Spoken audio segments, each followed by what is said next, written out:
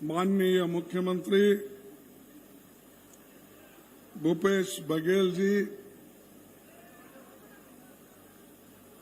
राज्य के प्रभारी कुमारी शैलजा जी,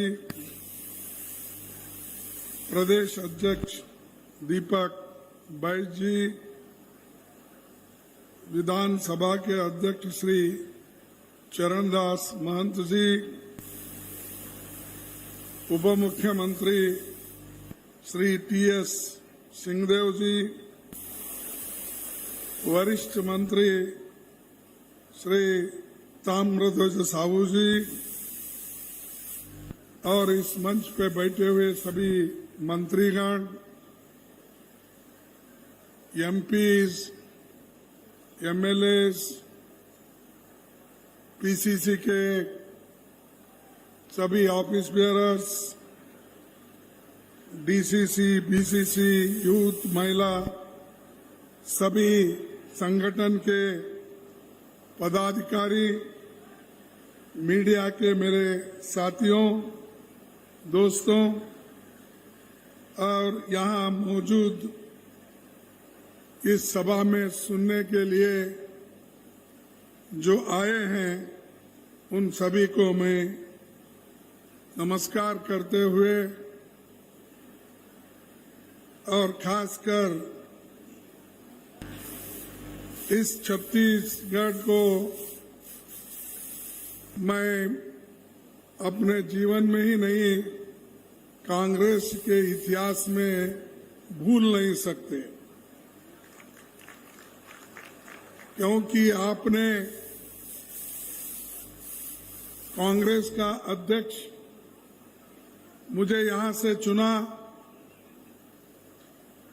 सिर्फ वोट ही नहीं डाला, लेकिन आपने सारे हिंदुस्तान के लोगों को यहां पर बुलाकर अपनी शक्ति और अपना जितना कुछ प्रदर्शन करना था वो सभी सारे देश के लोगों को आपने बताया। कांग्रेस यहाँ सिर्फ मजबूत नहीं, इतना मजबूत है, उस कांग्रेस के शक्ति को कोई तोड़ नहीं सकता। ऐसी छवि आपने बनाई है और यहीं से मैं कांग्रेस अध्यक्ष के नाते बाहर निकला।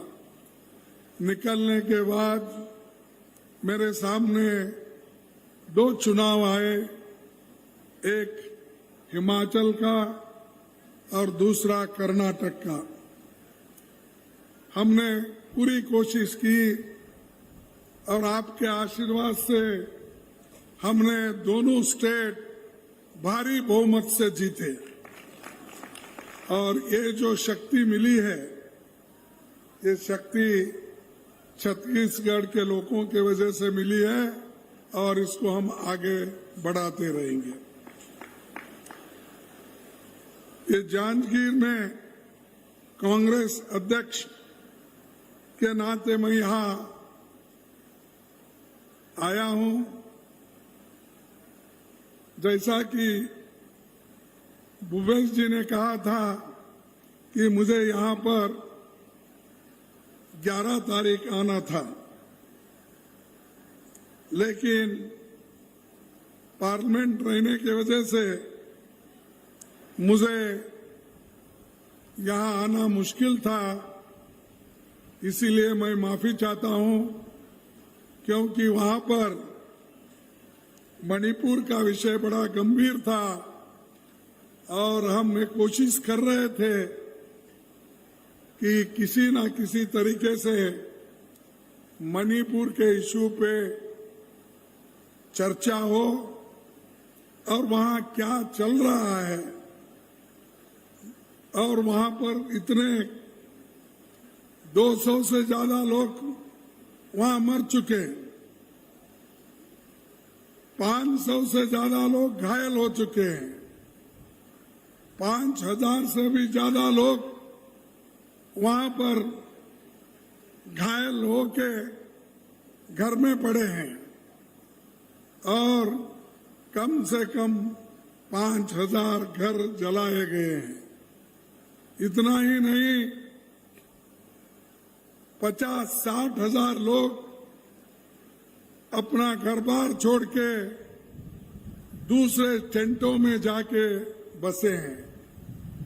तो हम ये चाहते थे कि भी इस देश का प्रधानमंत्री मोदी जी अपना मुंह खोलेंगे, कुछ लोगों को बताएंगे वहां के स्थिति को, क्योंकि राहुल गांधी जी खुद वहां जाके आए, उन्होंने वहां की हालात को देखा, लोगों से मिले, बच्चों से मिले, महिलाओं से मिले और अनेक लोगों से उन्होंने मिला, विद्यार्थियों से मिले, मिलकर वहां के हालात उन्होंने प्रेस के जरिए अपनी बयान जाहिर की। लेकिन हम में सुनना चाहते थे, प्रधानमंत्री हमेशा ये कहते हैं कि मैं 140 करोड़ का प्रतिनिधि हूं, इस देश का नंबर 1 मैं लीडर हूं। तो हम ये चाहते थे कि भाई 140 करोड़ जनता का नेता पार्लियामेंट में आके, राज्यसभा में आके अपने बात को रखेंगे, इसलिए हम पूरी कोशिश किए, लेकिन उन्होंने आए नहीं। और जब वोट ऑफ नो कॉन्फिडेंस मजबूरी में हमको लाना पड़ा, क्योंकि हम ये चाहते थे कि वहां कितने लोग मर चुके हैं, दंगे कैसे हुए, किस किस का हाथ उसमें है, ये सारी चीजें जानने के लिए हमने बारीकी से कोशिश भी की, लेकिन उन्होंने अपना मौन नहीं तोड़ा, चुप्पी बैठ गए और वो बाद में हमको बदनाम करने के लिए वो बोले कि हम चर्चा के लिए तैयार हैं, हमारे अमित भाई उसको उत्तर देंगे। अरे भाई, हम अमित भाई को नहीं पूछ रहे, हम मोदी जी को पूछ रहे हैं, तुम नंबर 1 हो, तुमको पूछ रहे हैं। बाकी के तो होम मिनिस्टर है, डिफेंस मिनिस्टर है, अलग अलग मंत्रीगण है, उससे हमारा वास्ता नहीं है, क्योंकि कैप्टन एक होता है। और जैसा कि यहां पर भूपेश भाई है और उसके मंत्रिमंडल के लोग हैं, वैसा ही प्रधानमंत्री है और उसके मंत्रिमंडल के लोग हैं, लेकिन सब आपके पास सीबीआई है, आपके पास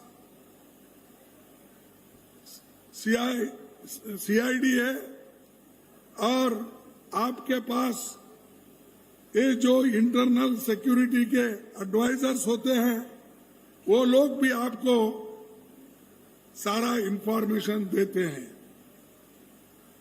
इसीलिए हम ये चाहते थे कि वो खुद आकर बयान करें, वो नहीं कर सके। इसीलिए राज्यसभा में हम जो कोशिश किए कि रूल 267 के तहत चर्चा हो, तो बहुत से लोगों को ये रूल 267 क्या है इसका अंदाजा नहीं रहता, लेकिन 267 और उन्होंने जो चर्चा करने के लिए तैयार हो गए थे वो सिर्फ 176 में हो गए थे, यानी उसमें घंटा, 1.5 घंटा, 2.5 घंटा, इससे ज्यादा नहीं। लेकिन रूल 267 में यह होता है कि सारे मेंबर को बोलने का मौका मिलता है उसका उत्तर भी वो दे सकते हैं। इसीलिए हम ये चाहते थे कि वो इस पे वो स्वीकार करे, लेकिन उन्होंने नहीं किया। आखिरी में मोदी जी ने अपना उत्तर कैसा दिया, जब राहुल जी वहां पर अपनी बात रखे लोकसभा में, उस प्रश्न का जवाब तो उन्होंने नहीं दिया अपने तकरीर में, और जो राहुल जी खुद जाके आंखों देखी खबर वहां रख रहे थे, उसका भी जवाब उन्होंने नहीं दिया। हमारे पार्टी के, हमारे 26 पार्टी के लोग मिलके जो एक गठबंधन बनाए हैं, उन लोगों का भी जवाब उन्होंने नहीं दिया। उल्टा उन्होंने क्या किया, कांग्रेस का मजाक उड़ाने का, नेहरू जी का मजाक उड़ाने का, कांग्रेस पार्टी के नेताओं का मजाक उड़ाने का, और वो बार बार ये कहते ये मोदी ने सब कुछ हुआ, देश में लाइट नहीं थे मैंने लगा दिया। क्या मोदी आने के बाद रायपुर में लाइट लगी या छत्तीसगढ़ में लाइट आई? आप बोलिए।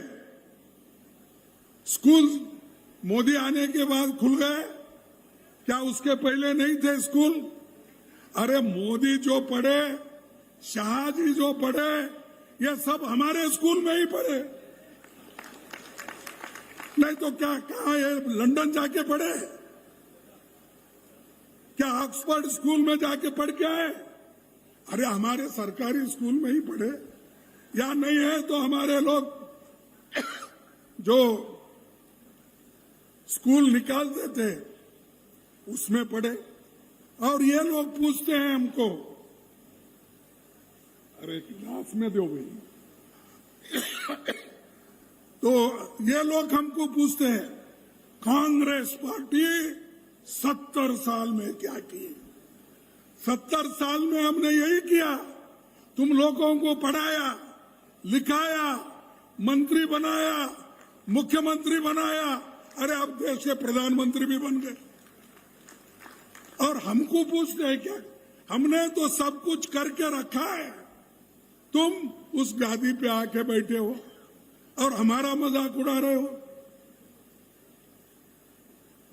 पंडित जवाहरलाल नेहरू से कंपेयर करते हैं, बड़े पंडित जवाहरलाल नेहरू किधर, वल्लभ भाई पटेल किधर, और हमारे कांग्रेस पार्टी के नेता किधर, आप किधर? आप तो आए सीधा ऊपर से टपके, लड़े भी नहीं इलेक्शन, चीफ मिनिस्टर बने। मालूम है ना आपको? मालूम नहीं? उन्होंने आए, चीफ मिनिस्टर बनने के बाद एमएलए बने, प्रधानमंत्री बने। पहला हमारे पार्लियामेंट के सीढ़ी को माथा टेके। इतने नाटक करते हैं, शायद उन्होंने नाटक कंपनी में भर्ती होने के बजाय पार्लियामेंट में आए। अरे देश के लिए तुम क्या किए? देश में तो बंटवारा करे, आप देश को डिवाइड करने का काम करे, समाज को डिवाइड करने का काम किए, और हर जगह जाते हैं कुछ ना कुछ बोलते हैं। अरे आपने काम जो करे किए हैं उसका हिसाब दो ना। यहां जो भिलाई कारखाना है वो भी मोदी के जमाने में आया, शायद नहीं? आपने उनको बुला के फाउंडेशन, अरे हर चीज, अरे एम्स हमने बनाया, इंजीनियरिंग कॉलेज हमने बनाया, मेडिकल कॉलेजेस हमने बनाया, बड़े बड़े कारखाने बना के लाखों लोगों को हमने नौकरियां दी। आप तो नौकरियां उल्टा छीन ले रहे हैं। जो पंडित जवाहरलाल नेहरू जी ने पब्लिक सेक्टर में, सार्वजनिक क्षेत्र में बड़े कारखाने बनाकर लोगों को नौकरी दे रहे थे, वो सब आप एक के बाद छीन ले रहे हैं। सबको प्राइवेटाइज कर रहे हो, अदानी को, अंबानी को, और दूसरे लोग भी है। सिर्फ यही दो बातें ज्यादा हमारे मुंह में आते हैं या लोग कहते हैं, लेकिन ऐसे उनके जो चुने हुए लोग हैं उनके पास बहुत है, उनको अंदर से सपोर्ट करते हैं। अब एयरपोर्ट बेच रहे, हाईवे बेच रहे, पोर्ट बेच रहे, हर चीज बेच रहे हैं, और हम जो बना के रखे बेच के खाने का काम ये बीजेपी वाले कर रहे हैं। और फिर बार बार हमको पूछते हैं। अब परसों मैं देखा एक अच्छी वहां पर रिहर्सल हो रही थी पार्लियामेंट में। मणिपुर में किसने बॉम्ब डाला? कांग्रेस ने डाला बोल के वो लोग बोलते थे। यानी प्राइम मिनिस्टर आवाज देते थे, पीछे के लोग जोर से पुकारते थे। अब हम ये पूछते हैं, भिलाई कारखाना किसने बनाया? बड़े बड़े जो हीराकुंड, भाखरा नानगल, बहुत से डैम किसने बनाया? अरे उन्होंने अपने आंग पे जो कपड़े पहनते हैं, बड़े बड़े कपड़े के कारखाने, टेक्सटाइल मिल्स पहले किसने बनाया? फिर तुम्हारा क्या है? भी कपड़े हमारे, पढ़ना हमारा, स्कूल हमारा, और छत्तीसगढ़ में तो ये तो राइस बॉल, क्या बोलते हैं, धान का कटोरा, धान का कटोरा ही नहीं, धान का भंडार है ये। और धान का भंडार किसने बनाया? फिर क्या ये 9 साल में ही पूरा छत्तीसगढ़ में बना है क्या? नो, ऐसी छोटी छोटी बातें पार्लियामेंट में कहकर लोगों को गुमराह करना। अरे जिस देश में खाने के लिए अन्न धान्य की कमी थी, अमेरिका से गेहूं मंगाकर लोगों को राशन के दुकान में देते थे। आज अन्न का भंडार गोदाम में भरे हुए हैं, और लोग, Sonia Gandhi ji food security act लाकर उन्होंने गरीबों को एक धान देने का, राइस देने का काम शुरू किया, और हर एक कुटुंब को कम से कम 35 केजी राइस देने का काम उन्होंने किया। गरीबों को पेट भरना इंपॉर्टेंट है, इनको वो नहीं, इनको बड़े बड़े बंगले बनाना, उसमें रहना, और वही बातें बोलना, कांग्रेस ने क्या किया, कांग्रेस ने, ये भाई छोड़ो। और चाइना का बोलते हैं 62 में ऐसा हुआ, पाकिस्तान का ऐसा। अरे पाकिस्तान के तो 2 टुकड़े करने वाले कौन? इंदिरा गांधी ने की। आज बांग्लादेश को लिबरेट करके डेमोक्रेसी के तहत चलने के लिए किसने कोशिश की? कांग्रेस ने की, इंदिरा गांधी जी ने की। तुम तो एक कौवा नहीं मारते, एक चूहा नहीं मारते, पहाड़ खोद के एक चूहा निकालते तो ये देखो ये चूहा मैंने निकाला। अरे हमने तो पाकिस्तान के साथ लड़कर बांग्लादेश को लिबरेट कर दिया, 1 लाख से भी ज्यादा लोगों को जेल में रखा, फिर बाद में छोड़ दिया। ये हमारी ताकत है। और ये सुबह उठते शाम उठते, कांग्रेस क्या की? गांधी फैमिली, गांधी फैमिली के लोग कौन प्राइम मिनिस्टर बने?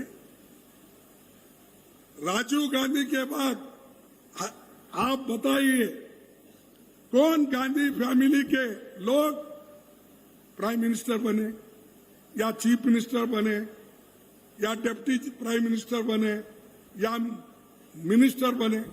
कोई बना है? वो सिर्फ देश की सेवा चाहते हैं। देश को एकता रखने के लिए ही राहुल गांधी कन्याकुमारी से लेकर कश्मीर तक पैदल चले। शांति के लिए। और उनको भी ये बोलते हैं कि एक वंशवाद, अगर वो बीजेपी में तो इतने वंशवाद है, कोई चीफ मिनिस्टर का बेटा है, कोई भाई है, फलाना है, उधर नजर नहीं जाता उनको। सिर्फ उनको नजर किधर है कि इधर राहुल गांधी, सोनिया गांधी, इधर देखो। अरे जो लोग उन्होंने कभी सत्ता के लिए कभी लड़े नहीं, उन्होंने हमेशा सेवा भाव से काम करते आए, तो ऐसे लोग आज हमारे कांग्रेस को बदनाम करने का काम कर रहे हैं। लेकिन हमारा काम कैसा है? हमारे नेता लोग जो कुछ भी कांग्रेस पार्टी उनको आदेश देती है, वो आदेश पूरा करती है। यही देखिए अब भरोसे का सम्मेलन क्यों हो रहा है कि जो भूपेश भाई ने, कांग्रेस पार्टी ने, उनके मंत्रीगण ने जो आपको भरोसा दिए थे, उस भरोसे का काम उन्होंने किया है। हमारा सिर्फ राम भरोसा नहीं है, राम के नाम से भरोसा नहीं है। हमारे लोगों को निश्चित रूप से उनके घर तक, उनके दिल तक, उनके अकाउंट तक जाने का काम हमने किया। और ये लोग करते हैं राम भरोसा, जो कुछ भी बोलो 15 लाख देता हूं। दिए क्या? 15 लाख हर घर को देता हूं। किसने बोला? मोदी ने बोला। छत्तीसगढ़ के मिला होगा। आज छत्तीसगढ़ के लोगों को आपने दिलाया होगा। आप झूठ बोल रहे। हाँ, ये कैसा? क्योंकि या तो प्राइम मिनिस्टर झूठ होगा या नहीं तो आप, कहीं कोई ना कोई झूठ होगा ना भाई। नहीं तो आप लिए सो वाले झूठ बोल रहे। 2 करोड़ नौकरियां, 2 करोड़ नौकरियां हर साल देंगे। अब 9 साल बीत गए, 18 करोड़ नौकरियां आपको मिले नहीं। ये नहीं कैसा? एक देश का प्रधानमंत्री झूठ बोलता है? नहीं, आप नौकरी लेकर झूठ बोल रहे हो। मुझे ऐसा कहना पड़ता है। तो ये अपनी उन्होंने जो भरोसा दिए वो एक भी फुलफिल नहीं हुआ। और कांग्रेस पार्टी के हमारे भूपेश बघेल जी ने और उनके मंत्रिमंडल में जो भरोसा दिया वो करके दिखाया। अरे जो कुछ किए हैं हमारे लोगों ने किया है। और आपको हमारा नाम, हमारा काम अगर लेने में कोई शर्म आती है तो छोड़ दो उसको आप, लेकिन लोग भूलेंगे नहीं। नेहरू जी ने क्या किया इस देश के लिए, कभी लोग भूलेंगे नहीं। गांधी जी इस देश को आजादी दिलाई, वो भूलेंगे नहीं। और गांधी जी के साथ क्या व्यवहार इन लोगों ने किया, ये सबको मालूम है। मैं किसी का नाम नहीं लेना चाहता हूं, लेकिन मजबूरन आप सबको मालूम है, मजबूरन हमको लेना भी पड़ता है। कभी लेंगे, उसका डरेंगे नहीं और डरने वाला भी नहीं मैं। खासकर हमारे जो भाई लोग हैं, ये अच्छा काम यहाँ पर हो रहा है और उनको भी जरा डर, इस बार भी हमारी कांग्रेस ही यहाँ पर जीतेगी ऐसा उनके लोग भी कह रहे हैं। उनको भी इस यहाँ पर बीजेपी जीतने का उनको कोई भरोसा दिख रहा नहीं। उसीलिए वो क्या कर रहे हैं कि किसी तरह से यहाँ के लोग चिढ़ जाए, यहाँ के मिनिस्टर चिढ़ जाए, डर जाए, या चीफ मिनिस्टर डर जाए। तो इसीलिए अरे ये तो डरते नहीं भाई, इनको क्या करना, लगा दो इनके पीछे ईडी, लगा दो इनके पीछे सीबीआई, लगा दो इनके पीछे और एक विजिलेंस, ये सब ये कर रहे हैं डराने के लिए। लेकिन कांग्रेस के लोग कितने मजबूत हैं, ये डरने वाले नहीं हैं। अरे हम तो आजादी, फांसी के फंदे पे चढ़ के आजादी लाए ना, हम ब्रिटिश को डरे नहीं, तुमको डरते, डरने वाले नहीं हैं। मेरे को और भी याद आता है, मेरा इधर रायपुर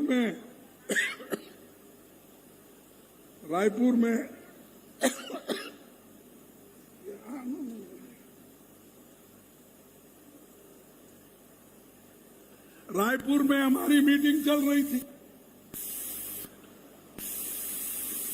बाहर से अंदर से लाखों लोग वहां जमा हुए थे। उस वक्त भी प्रधानमंत्री के लोग ईडी का, सीबीआई का ये काम चल रहा था। इनकम टैक्स डाट डालो, डर जाते क्या? कोई डरा नहीं। ईडी लगाओ, कोई डरा नहीं। तो वो जो सम्मेलन चला 3 दिन तक, कोई हिला नहीं, डरा नहीं। ऐसा थोड़ी गांधी जी के सिपाही, नेहरू जी के सिपाही से थोड़ी डरने वाले। जो इंदिरा गांधी ने इस देश को एकता रखने के लिए अपनी कुर्बानी दी, राजीव गांधी दिए, वो लोग डरेंगे नहीं। तो मैं ज्यादा वक्त नहीं लेता, क्योंकि मेरे को थोड़ा खांसी हो गई है। क्योंकि ये पार्लियामेंट में हमेशा कभी ज्यादा बोलने से मुश्किल भी होता है, ऐसा एक बार। लेकिन यहाँ पर का मैं और एक विशेष करके ये कहूंगा कि ये जो अपना यहाँ एक पवित्र स्थल है, महान नायिका, संसदविद, समाज सुधारक स्वर्गवासी मिनी माता जी को अपनी श्रद्धांजलि देता हूं। वो 52 से लगातार 70 तक एमपी रहे और समाज सेवा की।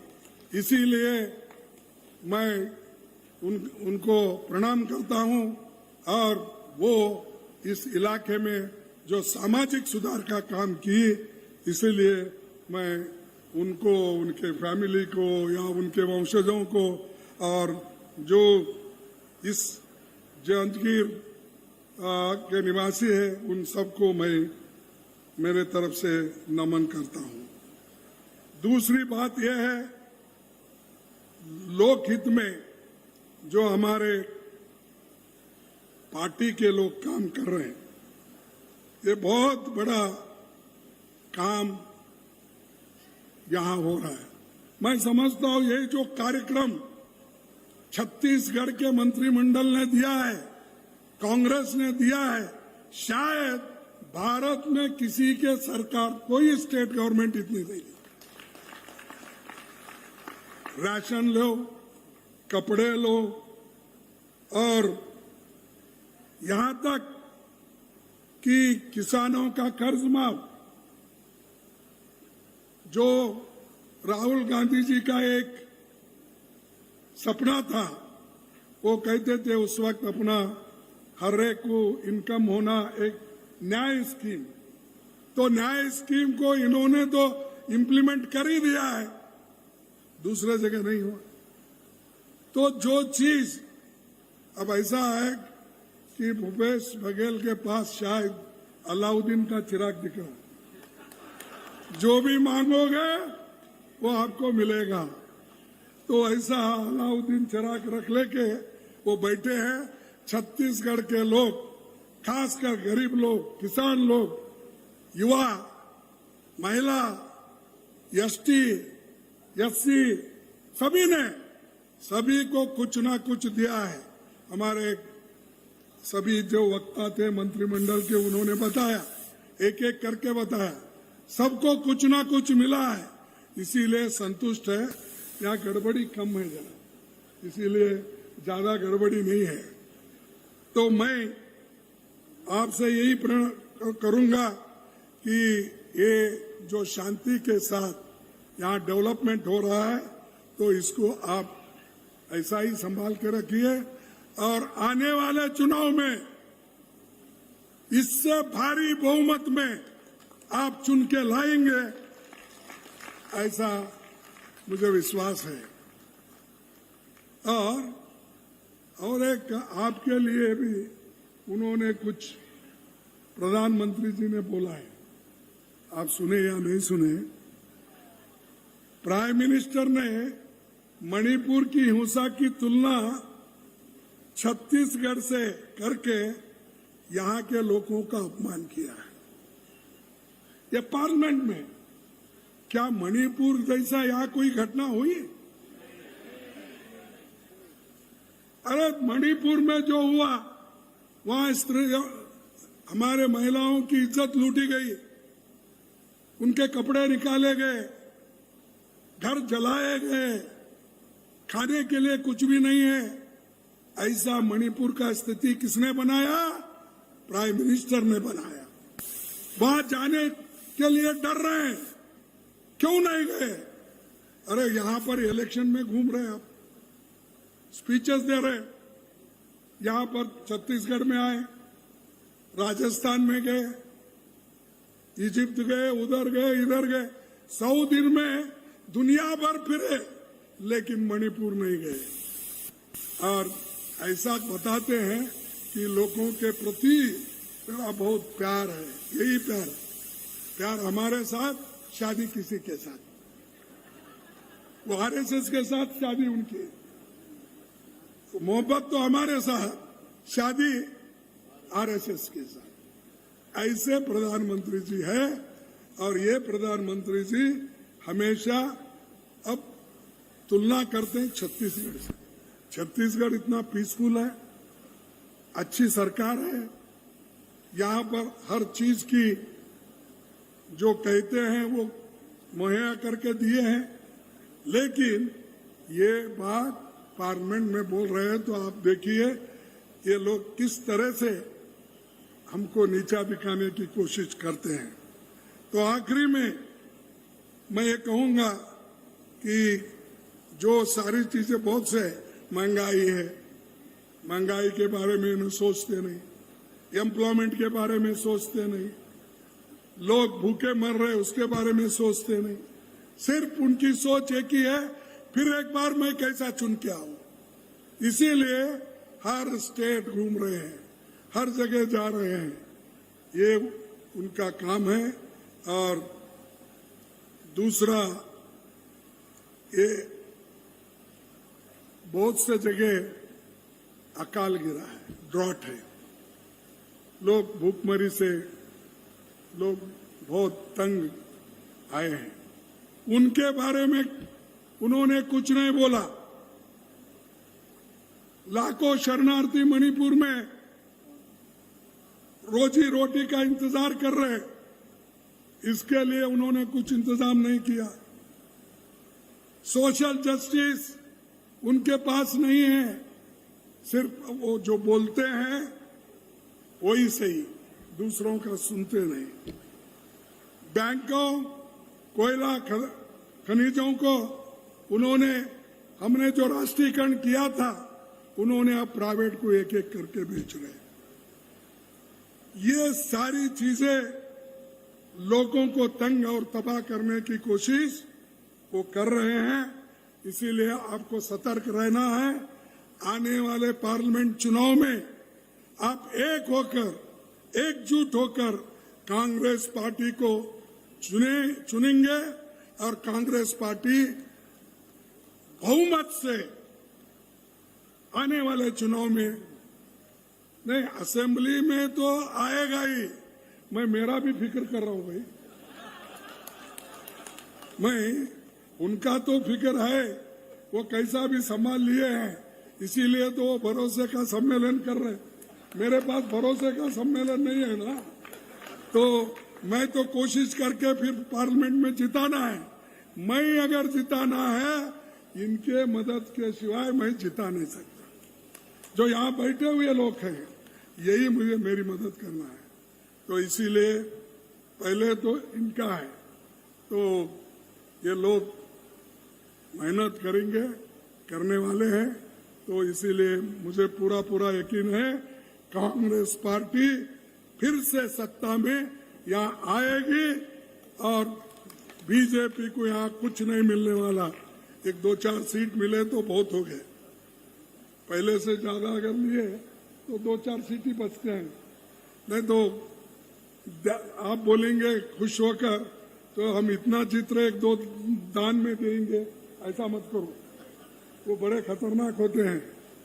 तो ये बात है, इसीलिए हमको पार्लियामेंट इलेक्शन बड़ा भी महत्व है। असेंबली तो महत्व है ही है, पार्लियामेंट इसलिए महत्व है कि हमको देश के संविधान को बचाना है, इस देश के डेमोक्रेसी को बचाना है। इसीलिए हमको पूरे देश में काम करना है। अब हम मुंबई में और एक मीटिंग रखे हैं 31 और 1 को, वहां लोग फिर 26 पार्टी के लोग जुड़ेंगे और हम सब जनता को ये दिखाना है कि हम मिलके काम कर रहे हैं। और आगे आने वाले दिनों में तो कांग्रेस पार्टी और दूसरे पार्टियां मिलके बीजेपी को हराने की पूरी ताकत लगाएंगे। ऐसे में कहते हुए आपने बड़े शांति के साथ 2 शब्द हमारे सुने, इसीलिए मैं आप सबको धन्यवाद देता हूं। और आपके जो मेहनत करके इतना सब कुछ किया है और इतने लोगों को बुलाए, इतने कार्यक्रम है, मैं समझता हूँ 4,000-5,000 का तो हमारे चीफ मिनिस्टर ने फाउंडेशन स्टोन डलवाए, वो सब काम जल्दी हो जाए।